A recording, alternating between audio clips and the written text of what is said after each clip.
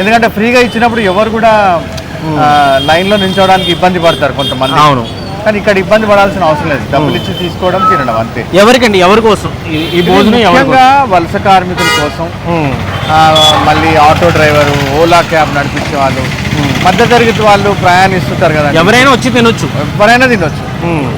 ఇప్పుడు ఆటో వాడు వచ్చాడు, పటాన్ చెరువు నుంచి డ్రాప్ పడింది, ఇక్కడికి వచ్చాడు, మళ్ళీ ఇంటికి వెళ్ళి అన్నం తినాలంటే డ్రాప్ పడాలి, ఇంటికి వెళ్తే వేస్ట్ అవుతుంది. ఆ వచ్చిన డబ్బులలో ఆయన అన్నం తినడానికి పోతే అవి సరిపోదు. అలాంటి వాళ్ళకి ఇది ఒక మంచి కిచెన్ అని చెప్పొచ్చు. అంటే ఇది మీరు రెంట్కి తీసుకుని నడిపిస్తున్నారు? ఇది మాకు అక్కడ ఆయన ఇచ్చారు గుడ్ విల్ లాగా. ఒక 2 గంటల సేపు మేము అన్నం పంచేసి, అంటే ఎట్లాంటి స్వచ్ఛందంగా కొంతమంది ముందుకు వస్తున్నారు.